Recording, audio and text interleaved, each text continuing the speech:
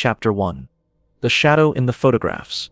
October 16, 1962. Washington, D.C.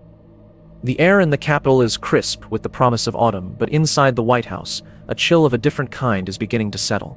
Just before 9 in the morning, President John F. Kennedy, still in his bedroom on the second floor of the Executive Mansion, receives a call from his National Security Advisor, McGeorge Bundy. The tone is urgent. The matter, Bundy insists, cannot wait. Kennedy, a man accustomed to the relentless pressure of his office, senses immediately that this is not a routine update. The world as he knows it is about to change forever. Downstairs in the Oval Office, the sun streams through the tall windows, illuminating the familiar symbols of American power. But on the president's desk, a series of large black and white photographs lay waiting. They are innocuous at first glance, grainy, high-altitude images of the Cuban countryside. To an untrained eye, they show little more than cleared fields and dirt tracks. But to the men who understand them, these photographs are a death warrant. They are the product of a mission flown 2 days earlier by a U-2 spy plane, piloted by Air Force Major Richard Heiser. Skimming the stratosphere at over 70,000 feet, his cameras had captured something that the Central Intelligence Agency had been searching for and dreading for weeks. As Kennedy enters the Oval Office, Bundy steps forward, his face grim.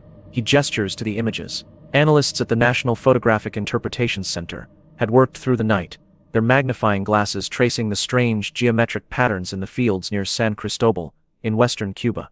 Their conclusion was unambiguous. The patterns were launch pads. The long, canvas-covered shapes nearby were medium-range ballistic missiles, Soviet missiles, nuclear missiles, on the island of Cuba, just 90 miles from the coast of Florida. The news strikes the president with physical force.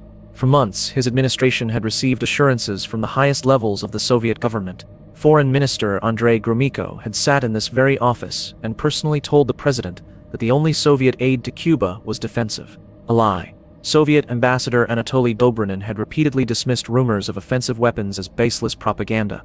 A lie. Now the proof was undeniable, starkly rendered in silver halide. The intelligence brief estimates the missiles are SS-4S, with a range of over 1,000 miles. They could strike Washington, D.C., Atlanta, Dallas, San Antonio. Every major city in the American Southeast would be within their reach, vulnerable to atomic incineration with less than 5 minutes of warning. And there was more. Evidence suggested that sites for longer-range SS-5 missiles were also under construction. Once operational, they could hold nearly the entire continental United States hostage. The audacity of the Soviet move is breathtaking. Nikita Khrushchev, the mercurial premier of the Soviet Union, had rolled the dice in the most dangerous gamble of the Cold War. He had secretly placed a nuclear dagger at the throat of America. Kennedy feels a surge of anger, a sense of profound personal betrayal, but beneath the anger is a cold, creeping dread. He understands with terrifying clarity what this means. This is not just a political crisis. It is an existential one. The two most powerful nations on Earth, armed with enough nuclear firepower to destroy civilization many times over, are now locked in a direct confrontation. A single miscalculation, a single rash decision, could trigger a chain reaction leading to global thermonuclear war. The end of history. He looks at Bundy, then at the other advisors gathering in the room. He knows the coming days will test him, his country, and the world, as never before. The decisions made in this room will determine the fate of hundreds of millions of people. He must assemble his wisest counselors, men he trusts to navigate this unprecedented peril. He instructs Bundy to convene a secret meeting of his top national security officials that morning. The group, which would later become known as the Executive Committee of the National Security Council, or ExCommom, would become the crucible in which America's response was forged. As the men file into the cabinet room later that morning, the atmosphere is thick with tension. Secretary of Defense Robert McNamara, the brilliant but clinical numbers man. Secretary of State Dean Rusk, the cautious and reserved diplomat. General Maxwell Taylor, the chairman of the Joint Chiefs of Staff, representing the military's demand for action. And his own brother, Attorney General Robert F. Kennedy, whose loyalty and counsel the president valued above all others. Kennedy opens the meeting, his voice steady, masking the turmoil within. He lays out the facts. The photographs are displayed. The intelligence is reviewed. The stark reality of the situation settles upon the room like a shroud. The first reactions are of shock and outrage. The military men, led by General Taylor and the hawkish Air Force Chief of Staff, Curtis LeMay, argue for an immediate, overwhelming military response. A surgical airstrike to destroy the missile sites before they can become operational, followed perhaps by a full-scale invasion of Cuba. To do anything less, they argue, would be a sign of weakness, an abdication of American power that would invite further Soviet aggression. LeMay, a man who had orchestrated the firebombing of Tokyo in World War II, is blunt. He sees this as a betrayal on par with Pearl Harbor. He believes the Soviets will not retaliate, that they will back down in the face of decisive American force. He tells the president that a military strike is the only option. Anything else, he warns, is appeasement. But others in the room urge caution. Robert Kennedy, ever the pragmatist, questions the premise of Chapter 2. The Poisoned Chalice. To understand the firestorm of October 1962, one must look back at the embers that had been smoldering for years. The Cuban Missile Crisis did not erupt from a vacuum. It was the culmination of a series of escalating provocations, miscalculations, and deep-seated fears that defined the brutal logic of the Cold War. The central stage for this drama was the small island nation of Cuba, a place that had long existed in the shadow of its colossal northern neighbor. For decades, America had viewed Cuba as its own backyard, a tropical playground and a reliable source of sugar, run by a succession of corrupt pro-American dictators. But in 1959, everything changed. A charismatic, bearded revolutionary named Fidel Castro marched into Havana, overthrowing the brutal regime of Fulgencio Batista. Initially, Washington was unsure what to make of Castro. Was he a nationalist reformer, a Democrat, or something more sinister? The answer soon became clear. Castro's sweeping land reforms and nationalization of American-owned businesses set him on a collision course with the United States. As he consolidated power, he turned increasingly to America's great rival, the Soviet Union, for economic and military support. For the leaders in Washington, this was an intolerable development. The Monroe Doctrine, a cornerstone of American foreign policy for over a century, had declared the Western Hemisphere off-limits to foreign intervention. Now, a Soviet client state was taking root just 90 miles from Florida. It was a strategic and ideological nightmare. This nightmare became a humiliating reality for the young President Kennedy in April of 1961. Inheriting a plan from the Eisenhower administration, the CIA had trained and equipped a brigade of Cuban exiles to invade the island and overthrow Castro. The invasion, launched at a remote spot called the Bay of Pigs, was an unmitigated disaster. Kennedy, wary of direct American involvement, had withheld crucial air support at the last minute. The exile brigade was quickly overwhelmed and captured by Castro's forces. The fiasco was a profound political embarrassment for Kennedy. It made him look weak and indecisive on the world stage. But more importantly, it deeply scarred his judgment. He developed a healthy skepticism of the advice offered by his military and intelligence chiefs, the same men who had assured him the Bay of Pigs plan was a sure thing.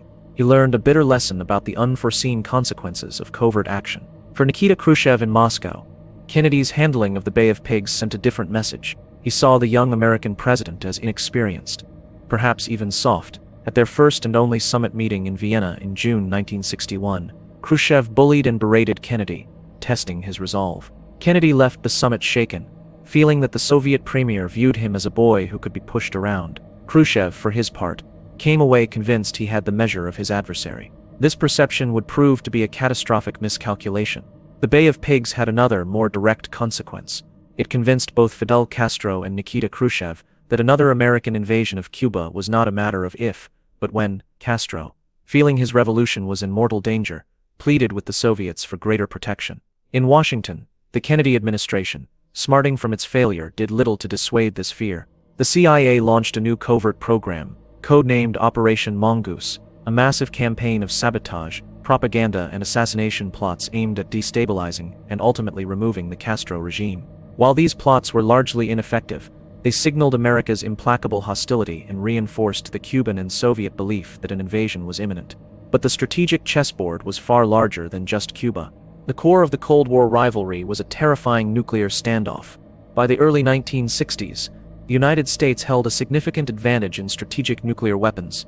Its long-range bombers and growing arsenal of intercontinental ballistic missiles, or ICBMs, could deliver a devastating blow to the Soviet homeland. The Soviet Union, despite its bluster, lagged far behind. Khrushchev was acutely aware of this. Chapter 3.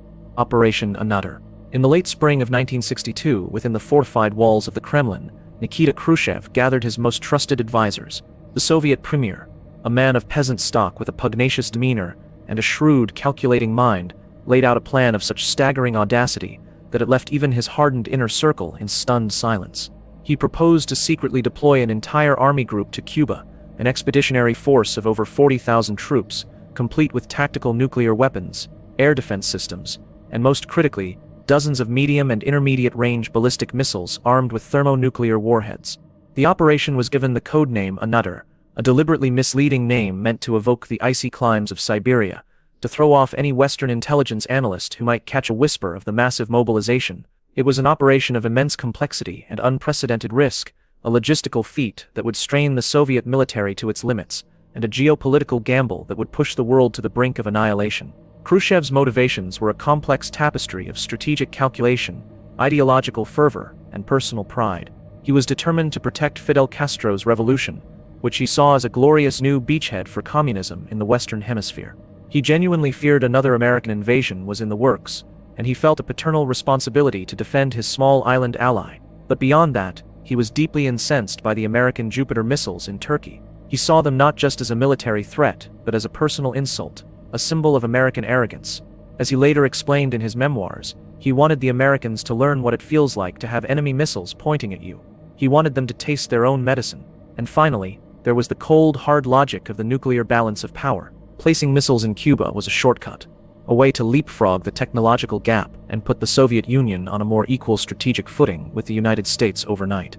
The plan was approved in absolute secrecy. The man chosen to command this secret army was General Isapliev, a tough, old-school cavalryman who had earned his reputation in the brutal fighting of the Second World War. He was given his orders in person by the defense minister, Rodion Malenovsky.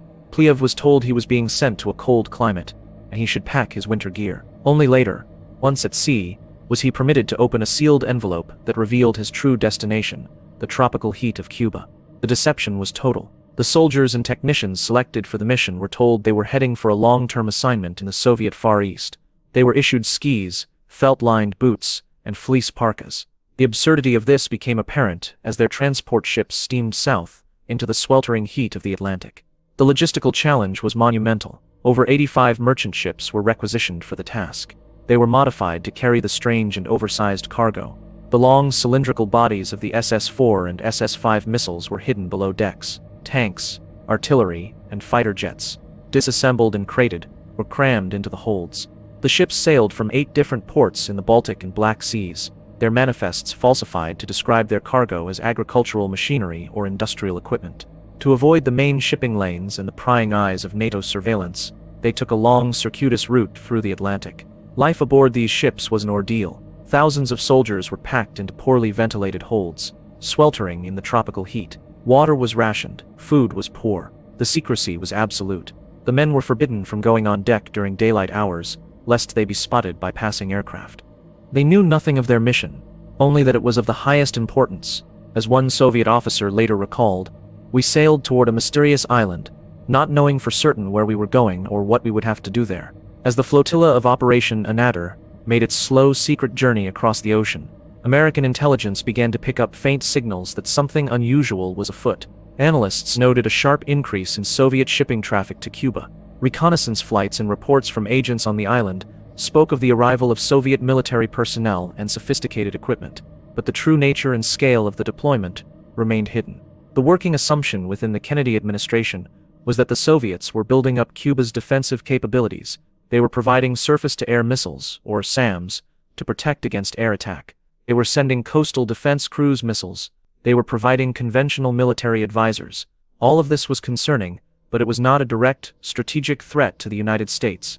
The possibility of offensive, nuclear-capable ballistic missiles was considered, but largely dismissed. The conventional wisdom was that Khrushchev would never be so reckless. He would never risk such a blatant provocation. It was a failure of imagination, a belief that the adversary would adhere to the same rules of logic and restraint. On September 8th, the first of the SS-4 medium-range missiles arrived in the port of Mariel.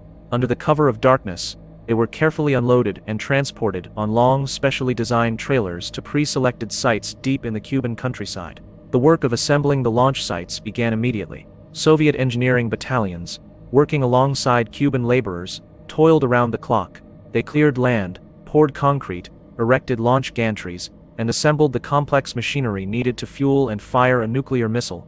The work was grueling, conducted in punishing heat and humidity, all while trying to maintain the illusion of normalcy. Palm fronds were used to camouflage the construction, and convoys moved only at night. But hiding a project of this magnitude was impossible. The telltale signs began to accumulate. The unique star-shaped layout of the SAM sites that were being built to defend the ballistic missile installations. The presence of specialized missile handling equipment. The unusual length of the canvas-covered objects being moved by truck. These were the clues that led the CIA to recommend a U-2 reconnaissance flight over the western part of the island. The flight that would ultimately be piloted by Major Heiser on October 14th and would blow the secret of Operation Anadyr wide open. What American intelligence did not know at the time, and what would have made the crisis infinitely more terrifying, was the full extent of the Soviet arsenal already in Cuba. By mid-October, not only were the medium-range missiles being readied, but the Soviets had also deployed over 100 tactical nuclear weapons. These included short-range battlefield rockets and nuclear warheads for cruise missiles. Critically, the local Soviet commanders on the ground, including General Pliev, had been given pre-delegated authority to use these tactical nuclear weapons in the event of a full-scale American invasion if communication with Moscow was severed. This meant that if President Kennedy had chosen the invasion option recommended by his generals, the first wave of American troops hitting the beaches of Cuba would have likely been met with a tactical nuclear counterattack. Such an event would have made a full-scale thermonuclear exchange between the superpowers almost inevitable. The world was spared this horror because the men in the cabinet room in Washington had no idea that the tripwire for nuclear war had already been stretched taut across the beaches of Cuba. They were operating under the assumption that the only nuclear weapons on the island were the strategic missiles, and that those missiles were still under the firm control of Moscow. The rising tension was palpable, not just in Washington, but in Moscow and Havana as well. Khrushchev, waiting for his trap to be sprung, grew increasingly anxious. He had expected to be able to complete the deployment and announce it to the world on his own terms, perhaps during a visit to the United Nations in November. Now he felt the window of secrecy closing. Castro, for his part, was eager to announce the presence of the missiles. He saw them as a badge of honor, a symbol of his alliance with the Soviet Union, and the ultimate guarantee of his revolution's survival. He chafed under the Soviet insistence on secrecy. The stage was now set. The ships had delivered their cargo. The soldiers were in place. The missiles were being readied. A secret army, equipped with the most destructive weapons known to man, was now encamped in the heart of the Americas. Operation Anadyr had been a logistical success, but it was about to become a political catastrophe of the highest order. The storm was no longer approaching. It had arrived. The shadow of the missiles had fallen across the hemisphere, and the world was about to be plunged into the darkest days of the Cold War. Chapter 4. The President's Men. The fate of the world in those 13 days did not rest on impersonal forces or strategic doctrines alone. It rested on the shoulders of a small group of human beings, gathered in secret in the cabinet room of the White House. They were the men of the Executive Committee of the National Security Council, IGSCOM, a council of war for the nuclear age. They were, as Secretary of State Dean Rusk would later describe them, eyeball to eyeball with their Soviet counterparts, and the future of humanity hung on their judgment, their nerve, and their ability to navigate a crisis for which there was no precedent and no playbook. At the center of this circle sat President John F. Kennedy. At just 45 years old, he was a man shaped by immense privilege and immense tragedy. The son of a famously ambitious patriarch, a decorated hero of the Second World War, a Pulitzer Prize-winning author, and a skilled politician. But he was also a man who lived with chronic, debilitating pain from his war injuries, Addison's disease, a reality he carefully concealed from the public. This daily battle with physical suffering had forged in him a kind of stoic detachment, a cool, analytical approach to crisis.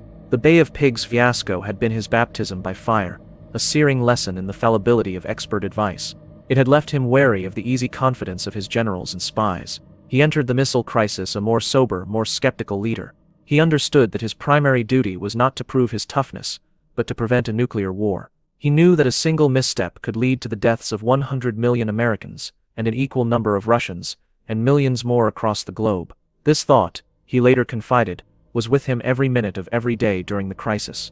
He was determined to find a path out of the darkness, a path that preserved American security without igniting a global conflagration. Seated to his right, his indispensable confidant, was his younger brother, Robert F. Kennedy, the Attorney General. Bobby was the president's alter ego, his most trusted advisor, his enforcer, and his link to reality. He was tougher, more emotional, more openly passionate than his brother.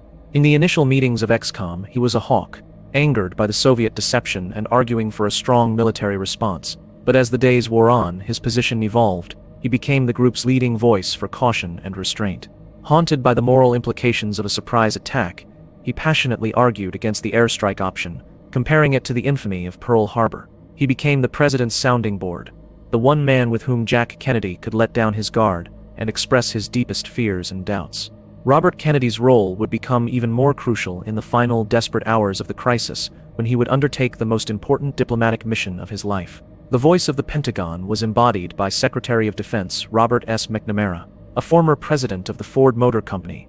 McNamara was the epitome of the new era technocrat. Brilliant, data-driven, and relentlessly logical, he approached the crisis as a problem to be managed. He was initially a proponent of the airstrike, believing it to be a clean, efficient solution. But as he absorbed the chilling details of the potential consequences, the certainty of American casualties, the high probability of a retaliatory strike, the risk of escalation, his position began to shift. He became a key architect of the alternative strategy, the naval quarantine. He saw it as a middle path, a way to apply pressure on the Soviets without firing the first shot. It was a move that was forceful, but not final. It left the enemy a way out.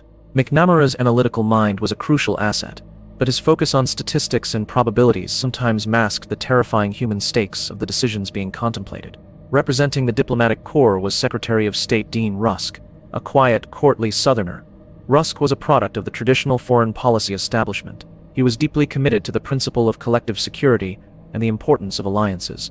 During the crisis, he was a cautious and often silent presence in the ExComm meetings. Some saw his reticence as indecisiveness, but Kennedy valued his steady, unflappable demeanor. Rusk's most famous contribution came at the height of the quarantine, as Soviet ships steamed towards the American blockade line.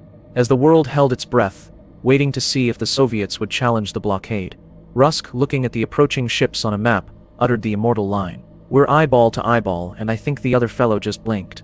It was a moment of supreme tension, perfectly captured by the usually reserved Secretary of State. The voice of the intelligence community was John McCone, the director of the CIA. A conservative Republican businessman, McCone had been an outlier in the months leading up to the crisis. While many in the intelligence community dismissed the possibility of offensive missiles in Cuba, McCone had a nagging intuition that Khrushchev was capable of just such a gamble. He had repeatedly warned the president to take the threat seriously. His vindication on October 16 gave him significant credibility within ExComm. He provided the group with the raw, often terrifying intelligence that shaped their decisions, from the analysis of the U-2 photos to the estimates of Soviet troop strength on the island. The president's national security advisor, George Bundy, was the gatekeeper, the man who controlled the flow of information to the president. A former Harvard dean, Bundy was brilliant, arrogant, and supremely self-confident.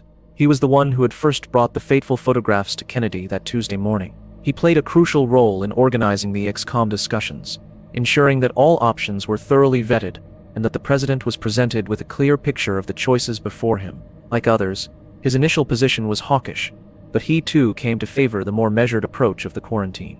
Then there were the hawks, the men who consistently argued for military action. Chief among them was General Curtis LeMay, the cigar-chomping Air Force Chief of Staff. LeMay was a living legend, a warrior from a different era. He saw the world in black and white terms. The Soviets had placed missiles in Cuba. The United States should bomb them out. It was that simple. He had utter contempt for the idea of a blockade, viewing it as a weak, indecisive move that would lead to war anyway. He famously told the president that a blockade was almost as bad as the appeasement at Munich. He believed the Soviets were bluffing and would fold in the face of overwhelming American military power.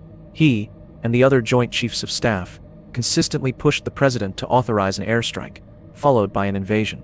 Their relentless pressure created an immensely difficult political environment for Kennedy, who had to resist the uniformed advice of his top military commanders. And there were the wise old men the elder statesmen brought in to offer their counsel. Dean Acheson, Truman's formidable Secretary of State, was a hawk of the First Order. He argued forcefully for an airstrike, dismissing the concerns about Soviet retaliation. He saw the crisis in stark terms of American credibility and power. His hardline stance deeply troubled Robert Kennedy, who saw in Acheson's certainty a dangerous disregard for the risks of nuclear war. A more moderating voice came from Llewellyn Tommy Thompson, the former ambassador to the Soviet Union. Thompson knew Khrushchev personally. He understood the nuances of the Soviet mindset. He provided invaluable insight into how the Kremlin might interpret American actions. He argued, for instance, that Khrushchev was not suicidal and did not want a war, but that he could not be seen to back down in the face of a humiliating ultimatum. Thompson's subtle understanding of the adversary was a crucial counterweight to the military's more blunt force approach. These were the president's men. a diverse group of thinkers, warriors, diplomats, and politicians. For 13 days they lived in a state of suspended animation, cut off from their normal lives, bound together by a terrible secret. They argued, they debated, they grew weary and frayed. They carried the psychic burden of knowing that a wrong decision could mean the end of civilization. In the crucible of the cabinet room, their individual strengths and weaknesses, their fears and their convictions, were all thrown into the fire. The process was messy, emotional, and fraught with tension. But out of this clash of personalities and perspectives, a consensus slowly, painstakingly began to emerge. A path between the unacceptable alternatives of surrender and Armageddon. A path that would be charted not by computers or doctrines, but by the flawed, fallible, and ultimately courageous judgment of these men. Chapter 5. The Quarantine or the Bomb. For 6 consecutive days, from Tuesday, October 16th, to Sunday, October 21st, the men of XCOM were locked in one of the most intense and consequential debates in human history. The world outside went about its business, blissfully unaware that in a room in Washington, a handful of men were wrestling with a decision that could plunge the planet into a nuclear winter. The question before them was stark: how to get the Soviet missiles out of Cuba. The options on the table were few, and all of them were terrible. They ranged from quiet diplomacy on one end of the spectrum to a full-scale military invasion on the other. Each path was riddled with peril, each carrying the risk of uncontrollable escalation. The president, determined to avoid the mistakes of the Bay of Pigs, structured the debate to be a thorough, exhaustive exploration of every possibility. He encouraged dissent, he challenged assumptions, and he resisted the pressure for a quick decision. He knew that the first impulse, the emotional reaction of anger and a desire for retribution, was a dangerous guide. The initial momentum was strongly in favor of a military solution. The Joint Chiefs of Staff were nearly unanimous. The missiles were an imminent military threat, and they had to be eliminated before they became fully operational. Their preferred course of action was a massive surprise air assault on the missile sites, SAM batteries, and Cuban airfields. General LeMay argued that anything less would be a catastrophic show of weakness. He painted a picture of a clean, swift operation. Hundreds of American bombers would sweep in at low level, obliterating the sites in a matter of hours. The problem, as civilian advisors quickly pointed out, was that it was anything but clean. The Air Force itself could not guarantee that it would destroy every single missile. What if one or two survived the initial onslaught? What if a local Soviet commander, his base under attack, managed to launch his missile at Miami or New Orleans in the chaos? The result would be hundreds of thousands of American casualties in an instant. Furthermore, the airstrikes would kill Soviet soldiers and technicians working at the sites. The Soviet Union could not be expected to absorb such a blow without retaliating. As Ambassador Thompson warned, Khrushchev would be under immense pressure to respond. He would almost certainly move against the Western powers in Berlin, a notorious Cold War flashpoint. An attack on West Berlin would trigger NATO's Mutual Defense Pact, and suddenly the United States would be facing a full-scale land war in Europe, a war that could very quickly go nuclear.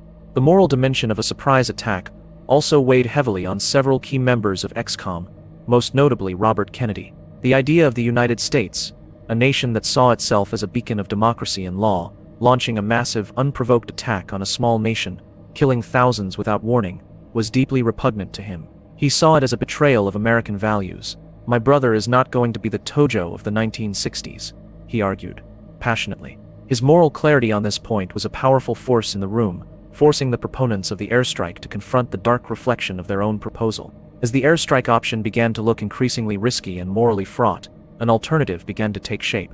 It was an idea that had been floated early on by Robert McNamara and his team at the Pentagon. Instead of a direct military attack, what if the United States imposed a naval blockade around Cuba? The idea was to prevent any more military equipment, especially the remaining components needed to make the missiles operational, from reaching the island. It was a show of force, a clear signal of American resolve, but it was not an act of war in the traditional sense. It was a step short of violence. The term blockade itself was problematic. Under international law, a blockade is an act of war. To avoid this, the Kennedy administration's legal minds cleverly rebranded it as a quarantine, a defensive measure to prevent the spread of a contagion, in this case offensive weapons. The quarantine had several advantages. It was a firm but limited response. It put the next move on Khrushchev. He would be the one who had to decide whether to challenge the quarantine line and risk a naval confrontation. It gave the Soviet premier time to think, to consider his options, and to look for a way out without being publicly humiliated. It was a graduated response. The pressure could be increased over time if necessary. And crucially, it avoided bloodshed, at least initially. But the quarantine was not without its own grave risks. Many in the military, including Admiral George Anderson, the chief of naval operations, viewed it as a weak and porous solution. What would it do about the missiles already in Cuba? Nothing. It would simply sit there while the Soviets worked frantically to make the existing missiles operational.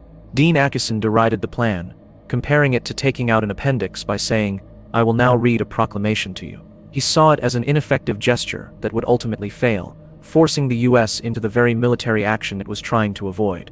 But from a weaker position, there was also the very real danger of a confrontation at sea.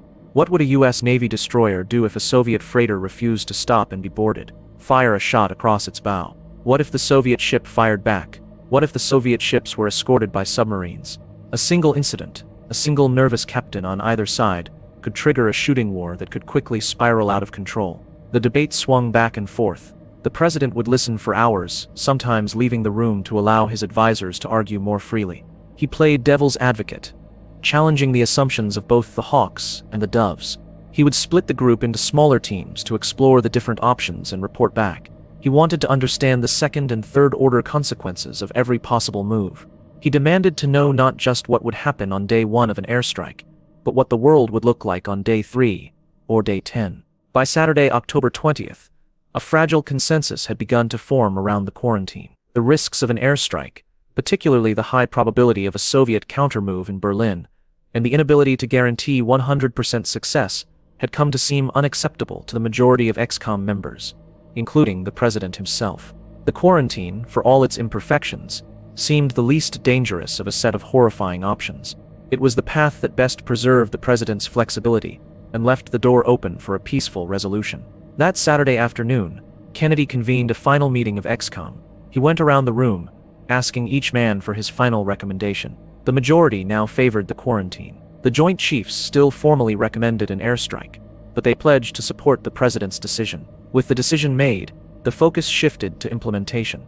A massive diplomatic and public relations effort would be needed. The president would have to address the American people and the world, to explain the threat and justify his actions. Allies would need to be briefed, and their support secured.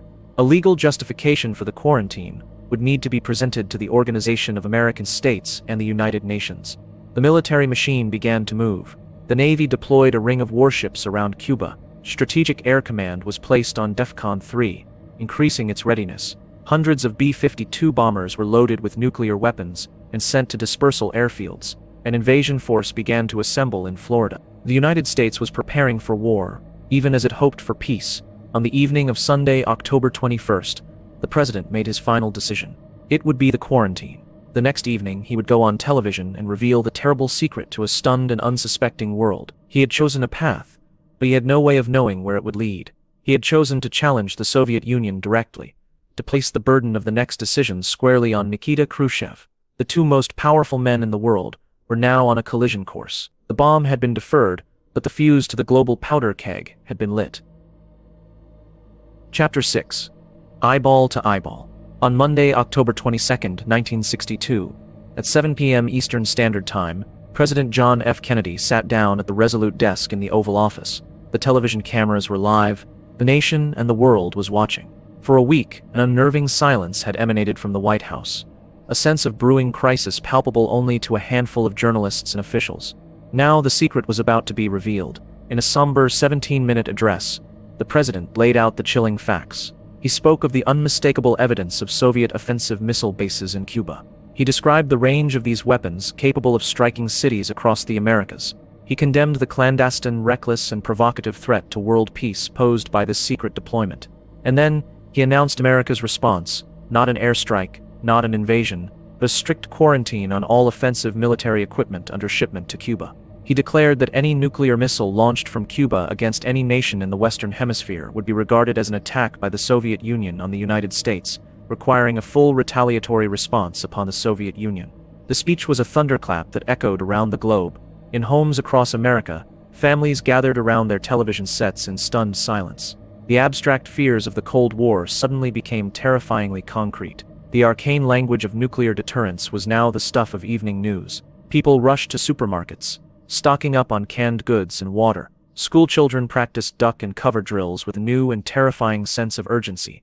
The world had been brought to the brink, and for the first time everyone knew it. In Moscow, it was the middle of the night. Khrushchev and the Presidium were awakened and gathered in the Kremlin to listen to the broadcast. The Soviet premier's gamble had been called. His secret was out. His reaction was one of fury. He saw the quarantine as an act of piracy, a flagrant violation of international law. He drafted an immediate defiant response, accusing the United States of aggression and refusing to recognize the blockade. The Soviet military was placed on high alert. The great gears of the two superpowers' war machines were now grinding into motion. The American military moved to DEFCON 2, the highest level of alert short of actual war, for the first time in the history of the Strategic Air Command.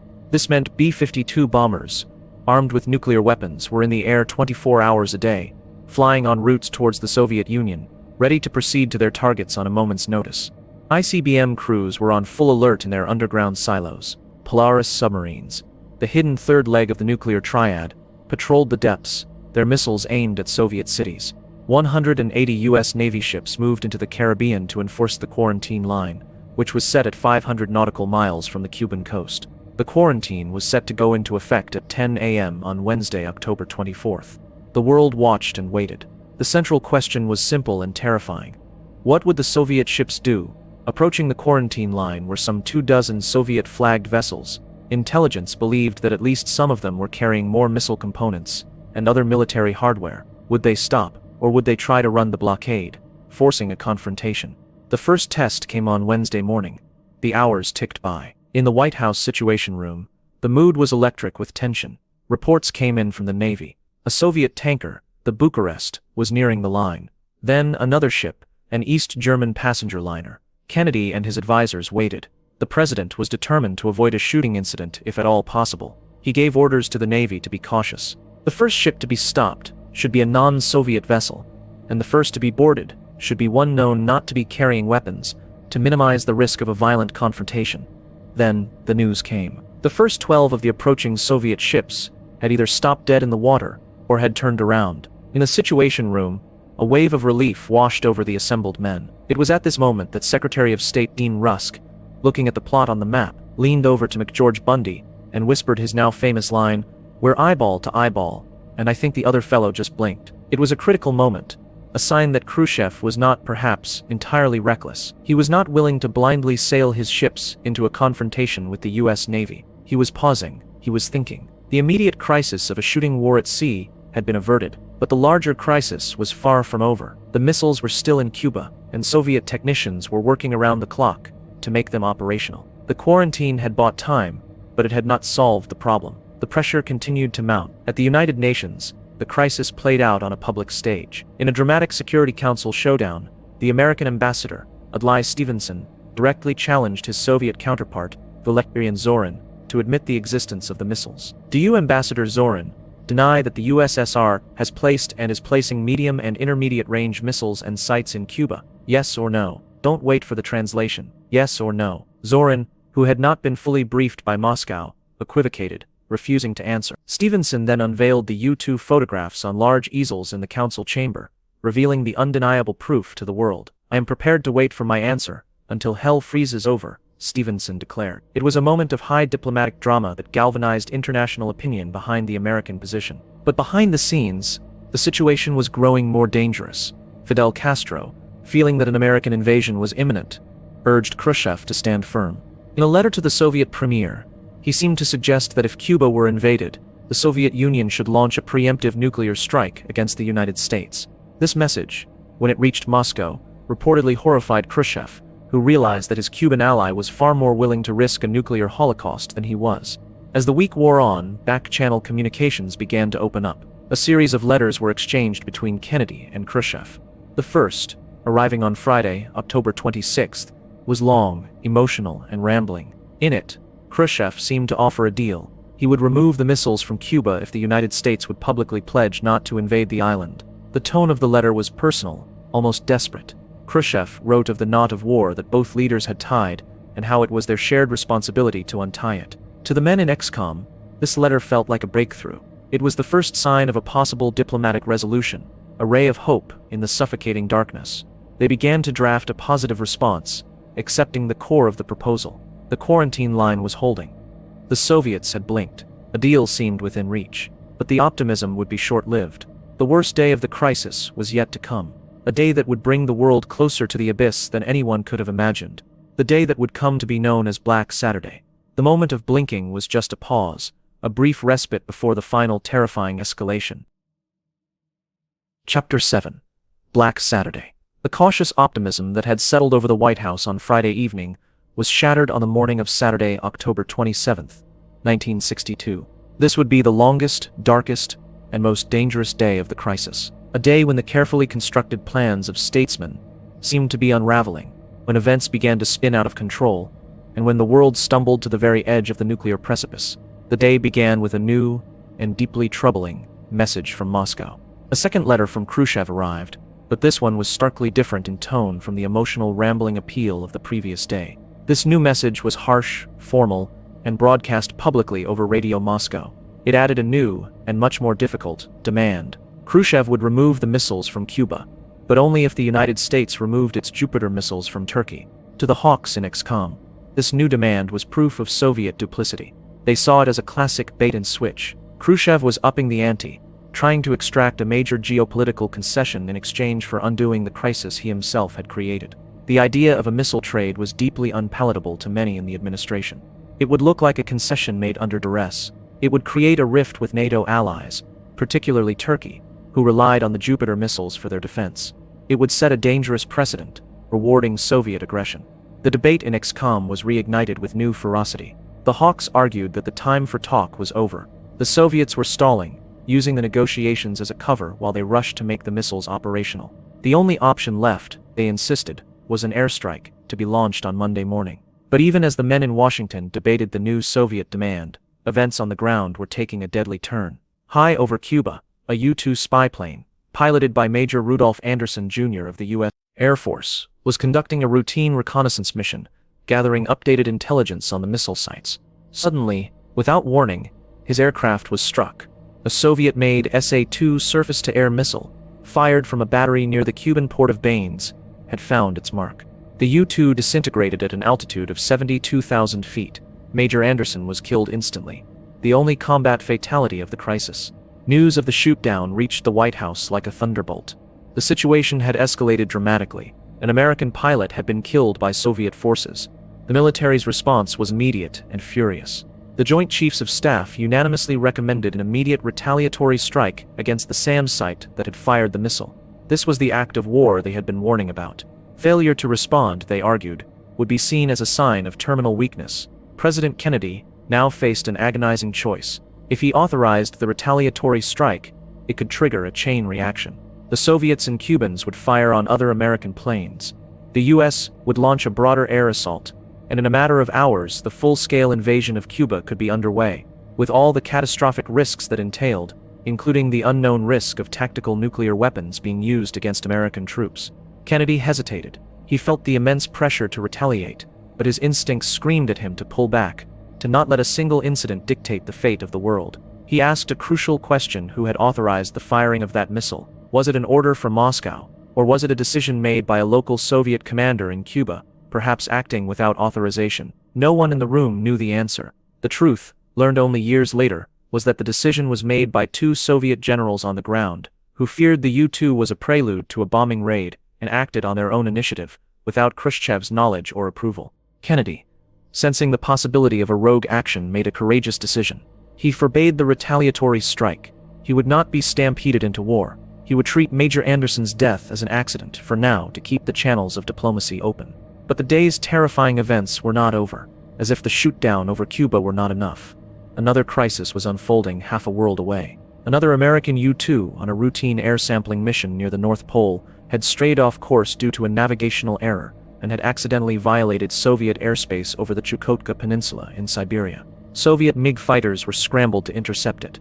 In response, the U.S. Air Force launched F-102 fighters from Alaska, armed with nuclear-tipped air-to-air missiles, to escort the U-2 home. For a terrifying period, armed American and Soviet fighters were maneuvering in the same airspace, a single misjudgment away from starting a dogfight that could have escalated with terrifying speed. When McGeorge Bundy informed the president of this new development, Kennedy reportedly remarked with grim irony, "There is always some son of a bitch who doesn't get the word."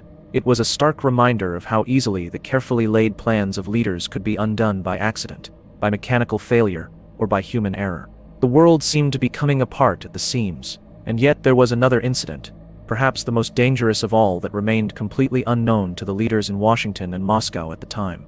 Deep in the Sargasso Sea, near the quarantine line, a group of U.S. Navy destroyers had cornered a Soviet B-59 submarine. The submarine was part of the flotilla that had escorted the missile-carrying freighters. What the U.S. Navy did not know was that this submarine was armed with a torpedo tipped with a 15-kiloton nuclear warhead.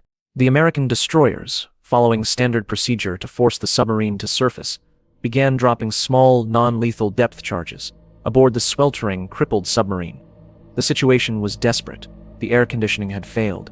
The batteries were running low, and communication with Moscow was impossible. The captain of the submarine, Valentin Savitsky, exhausted and convinced that a war had already started, believed he was under attack. He ordered the nuclear torpedo to be armed and prepared for launch. His target was the American aircraft carrier, the USS Randolph. The launch of a nuclear torpedo would have been an unambiguous act of war. It would have vaporized the Randolph and its crew, and triggered an immediate full-scale nuclear retaliation from the United States against the Soviet Union. The apocalypse was prevented by a single man. Under Soviet protocol, the launch of the nuclear torpedo required the unanimous consent of the 3 senior officers on board. The captain and the political officer both agreed to launch, but the third officer, Vasily Arkhipov, the flotilla's chief of staff, refused. He argued that the Americans were not attacking, but were signaling for them to surface. He calmed the captain down and persuaded him to wait.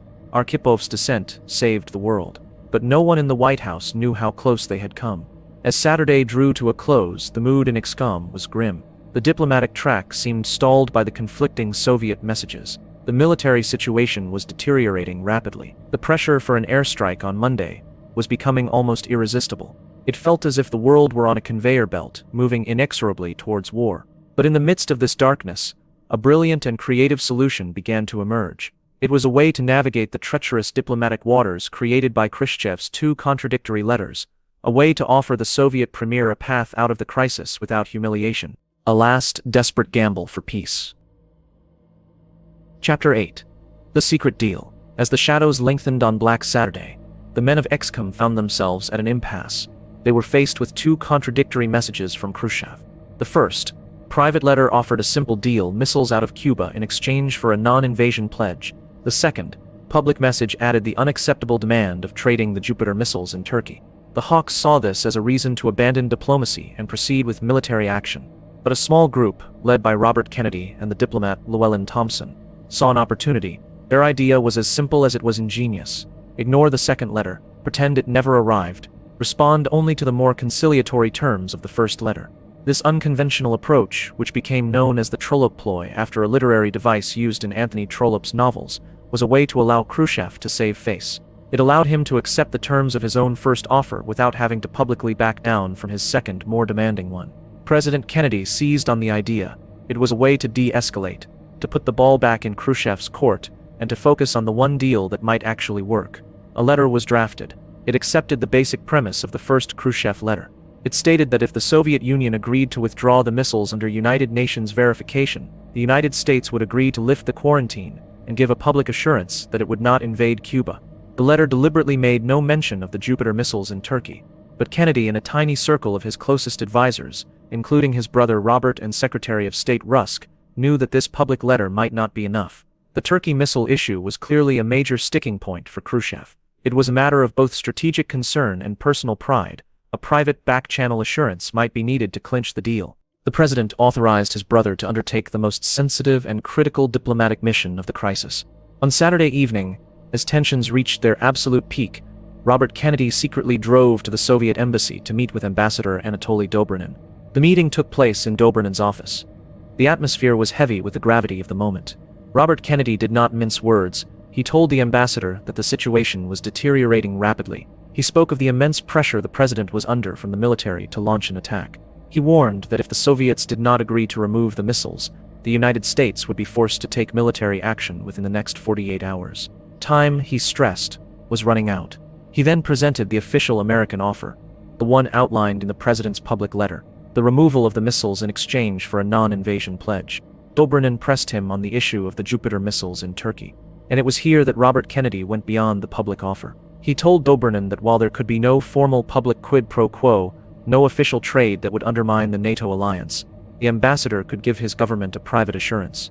He told him that President Kennedy had been wanting to remove the Jupiter missiles from Turkey for some time anyway. They were obsolete and vulnerable. He gave Dobrinin his personal guarantee that if the Soviet missiles were removed from Cuba, the Jupiter missiles in Turkey would be removed soon after. Though this part of the deal could not be made public. It was a secret sweetener, a way to give Khrushchev the victory he needed to sell the deal to his own hardliners in the Kremlin. RFK concluded the meeting with a stark and personal appeal. He spoke of the horrors of war, of the millions of innocent lives at stake. He conveyed his brother's deep desire to find a peaceful solution. He left Dobrinin with no doubt about the seriousness of the situation, but also with a clear path to a resolution. As he later wrote in his memoir, 13 days, he told the ambassador, we had to have a commitment by tomorrow that those bases would be removed. This was not an ultimatum, but a statement of fact. Dobrinin immediately cabled the details of this secret meeting to Moscow. His message arrived in the Kremlin in the early hours of Sunday morning. For Khrushchev, it was the lifeline he had been looking for. He now had a way out of the corner he had backed himself into. He had a public guarantee for the security of Cuba, a major goal of his initial deployment, and he had a secret guarantee that the hated American missiles on his own border would be removed. He could present the deal to the Presidium as a victory for Soviet diplomacy, a successful defense of a socialist ally, and a humbling of American power. He had stared into the abyss and had managed to pull back, extracting significant concessions in the process. On Sunday morning, October 28th, the world awoke to incredible news. Radio Moscow began broadcasting a new message from Premier Khrushchev to President Kennedy. The message was conciliatory. It announced that the Soviet government had given a new order to dismantle the weapons which you describe as offensive, and to crate and return them to the Soviet Union.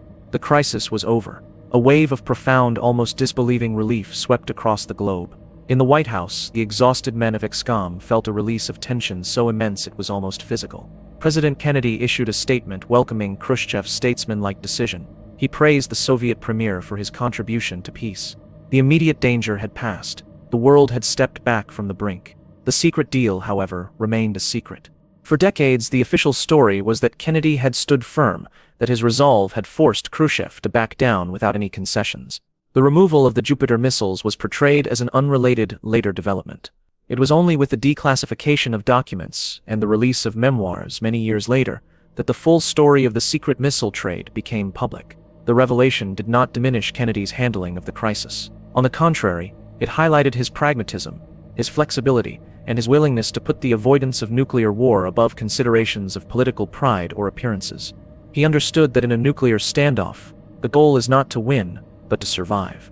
He recognized the importance of leaving his adversary a dignified retreat. He had rejected the advice of his military leaders who counseled a path of confrontation and escalation, and had instead chosen a path of careful, calibrated pressure combined with secret, creative diplomacy. It was this combination of strength and statesmanship that had allowed both leaders to find their way out of the valley of the shadow of nuclear death. The secret deal was the key that unlocked the door. It was a testament to the power of back-channel communication and the courage of leaders willing to make the compromises necessary to avert a global catastrophe. The ships would turn around, the missiles would be dismantled, the bombers would return to their bases. But the world had been fundamentally changed, and for the men at the center of the storm, the memory of those 13 days would never fade. Chapter 9. The Unwinding. The public announcement on Sunday, October 28th, marked the end of the acute crisis, but the process of unwinding the confrontation was complex, delicate, and fraught with its own set of dangers. The world had pulled back from the brink, but the military forces of both superpowers remained on high alert. The missiles were still in Cuba, and the American quarantine was still in effect. The deal that had been struck in secret now had to be implemented in the full glare of the world's attention. The first and most immediate challenge for the Kennedy administration was verification. The president had promised that the quarantine would be lifted only when the United Nations had verified the dismantling and removal of the Soviet missiles. But this plan immediately ran into a formidable obstacle: Fidel Castro. The Cuban leader was enraged by the resolution. He had been completely excluded from the final negotiations between Kennedy and Khrushchev. He felt betrayed and humiliated. The Soviets had placed the missiles in Cuba, supposedly to defend his revolution, and had then agreed to remove them without even consulting him. He saw it as a capitulation, a betrayal by his powerful Soviet patron. In a fury, Castro refused to allow any United Nations inspectors onto Cuban soil. He declared that Cuba would not be treated like a conquered territory, subject to international inspection. He issued his own set of 5 demands, including the cessation of all American covert activities and the return of the Guantanamo Bay naval base to Cuba. This created a serious problem for Kennedy. Without on-site inspection, how could he be sure that all the missiles were truly gone? He could not simply take Khrushchev's word for it. The American public and, more importantly, the Republican opposition, would demand proof. The solution came from the skies. The U.S. would rely on its own high-altitude U-2 reconnaissance flights to monitor the dismantling process. But this required Soviet cooperation. The planes would have to fly low and slow over the missile sites, and the Soviets would have to ensure that their SAM batteries did not fire on them again. After tense negotiations, a compromise was reached. The Soviets agreed to the overflights. They also agreed to an unorthodox form of naval verification. As the Soviet freighters carrying the missiles back to the USSR left Cuban ports, they would uncover the missiles on their decks as they passed by U.S. Navy warships, allowing the Americans to photograph and count them. It was a strange and improvised process, a piece of Cold War theater played out on the high seas, but it worked. Over the next several weeks, U-2 photos confirmed that the missile sites were being bulldozed. The Navy confirmed that the missiles were on their way back to the Soviet Union. Slowly, painstakingly, the evidence accumulated. But there was another, even more dangerous secret that the Americans were still unaware of: the presence of over 100 Soviet tactical nuclear weapons on the island. The initial deal had only covered the strategic ballistic missiles. The U.S. had no idea that Soviet forces in Cuba possessed battlefield nuclear weapons, and that local commanders had the authority to use them against an invading force. The discovery of these weapons through intelligence channels in the weeks following the main crisis sent a fresh wave of alarm through the White House. The crisis was not truly over until these weapons were also removed. This led to another round of tense, secret negotiations. The Kennedy administration made it clear that there could be no normalization of the situation, and no formalization of the non-invasion pledge until every last nuclear warhead was off the island. Khrushchev, eager to finally put the whole disastrous episode behind him, reluctantly agreed. He dispatched his deputy premier, Anastas Mikoyan, to Havana for a series of grueling and acrimonious meetings with Castro to persuade the furious Cuban leader to give up the tactical weapons. By late November, Castro had finally grudgingly acquiesced. The last of the Soviet nuclear warheads were loaded onto ships and sent home. Only then did the United States formally lift the naval quarantine. On November 20th, more than a month after the crisis began, for the two principal leaders, the political fallout was immense. For John F. Kennedy, the crisis was a political triumph. He had faced down the Soviets, forced the removal of the missiles, and had done so without firing a shot. His reputation on the world stage soared. He was no longer the inexperienced young president of the Bay of Pigs, but a mature and decisive statesman who had navigated his country through its most perilous hour. The crisis gave him a new confidence and a new perspective on the dangers of the nuclear age. For Nikita Khrushchev, the outcome was far more damaging. In the eyes of the world, and more importantly, in the eyes of his hardline colleagues in the Kremlin and his ideological rivals in communist China, he had suffered a humiliating defeat. He had placed the missiles in Cuba with great fanfare and had been forced to withdraw them under American pressure. The secret deal over the Jupiter missiles in Turkey was not enough to salvage his reputation. His adventurism had brought the world to the brink of war and had ended in a public retreat. The Cuban Missile Crisis severely weakened his position within the Soviet leadership. It was a major contributing factor to his ouster from power less than 2 years later, in October 1964. The crisis left deep and lasting scars on all three nations involved. The United States had been forced to confront its own vulnerability in a way it never had before. The psychological impact of knowing that nuclear annihilation was just minutes away left a permanent mark on the American psyche. In Cuba, the sense of betrayal by the Soviets fostered a fierce independence in Castro's foreign policy for decades to come. And in the Soviet Union, the humiliation of the crisis fueled a massive military buildup. The Kremlin vowed that it would never again be forced to back down in a confrontation with the United States due to military inferiority. This led to a relentless expansion of the Soviet nuclear arsenal over the next decade, a race to achieve strategic parity with the US, which would define the next phase of the Cold War. But the unwinding of the crisis also planted the seeds of a new kind of relationship between the superpowers. Having stared into the abyss together, both Kennedy and Khrushchev seemed to recognize the urgent need to manage their rivalry more responsibly. They had seen how easily misunderstandings and miscalculations could lead to catastrophe. This shared trauma led to the first tentative steps towards what would later be called détente. The immediate practical result was the establishment of the Moscow-Washington hotline in 1963, a direct teletype link between the two capitals to ensure reliable, instantaneous communication in a future crisis. The unwinding was complete. The weapons were gone, the quarantine was lifted, and the world had returned to a state of uneasy peace. But it was a changed world, a world that had been forced to look its own mortality squarely in the face. The lessons learned in the fire of those 13 days would shape the course of the Cold War for the next quarter century, a constant chilling reminder of how quickly and how easily everything could be lost. Chapter 10. Echoes of October. The Cuban Missile Crisis was more than just a 13-day event in the autumn of 1962.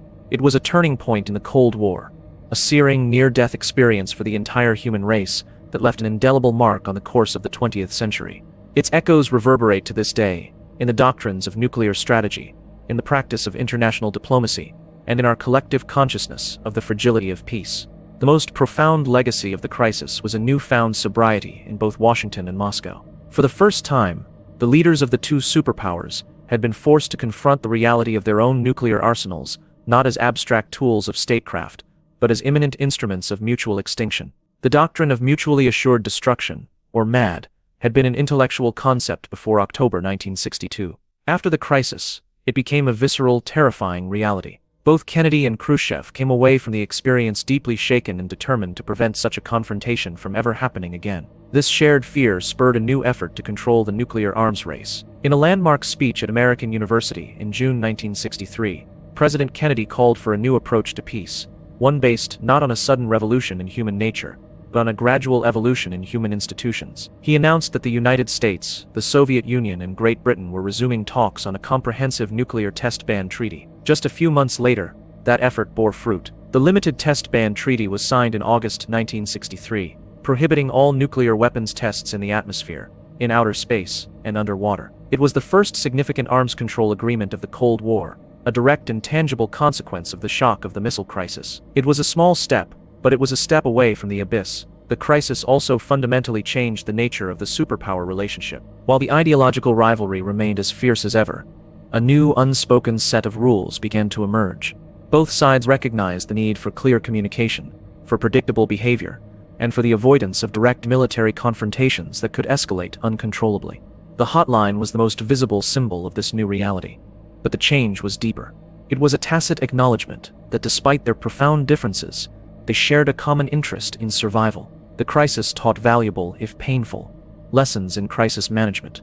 For the United States, it underscored the importance of presidential control over military options, the dangers of relying on incomplete intelligence, and the critical need for a range of responses between doing nothing and launching a full-scale war. The concept of flexible response, the idea of having multiple diplomatic and military options to choose from, became a cornerstone of American national security policy. It was a move away from the all-or-nothing logic of massive retaliation that had dominated the 1950s. For the world, the crisis was a global civics lesson in the perils of the atomic age. It demonstrated that a conflict between the superpowers, even one that started in a remote location, could threaten every nation on Earth. It highlighted the terrifying speed at which a regional dispute could escalate into a global holocaust.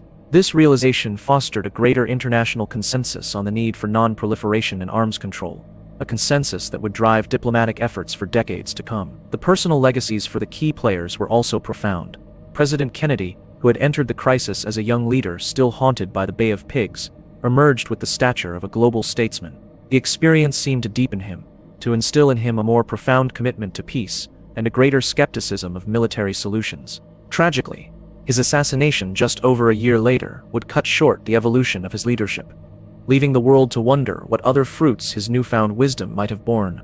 Nikita Khrushchev's legacy was more tragic.